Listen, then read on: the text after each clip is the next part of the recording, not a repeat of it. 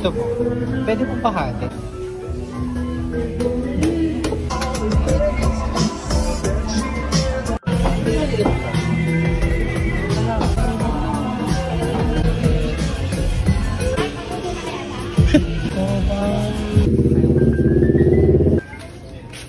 Ano sa utak ko?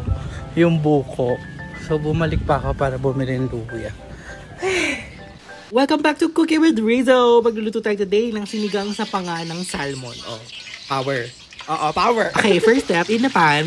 Tatanggalin lang natin yung lansa ng fish by frying it with luya. Ayan, i-deep fry lang natin sila ng ganyan hanggang maluto sila. Gusto ko sana magpaka-aesthetic dito kasi magpa-fry ba ako ng fish sa loob ng shop? Siyempre hindi. Sa labas tayo magpa-fry. Okay, next step. Iwa-iwain natin yung gulay. Yung sibuyas, kamatis, luya, sitaw, and labanos. Hindi ko sure kung binabalatan niya ba yung labanos. So, ayan. Binalatan ko siya.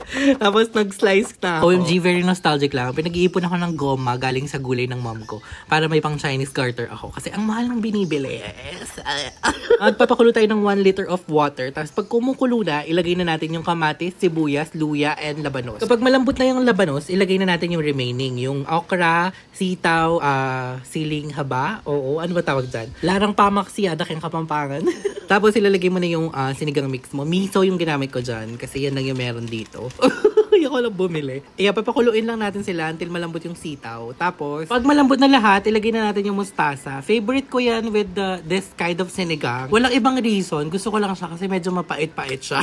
Sorry for the raspy voice. Medyo may sakit pa. So, go. Anong favorite yung pair with this kind of sinigang? Gusto ko yung mainit na minute kanin and patis na may sili. Oh, power! Ayun, sana may natutunan kayo. Okay, bye!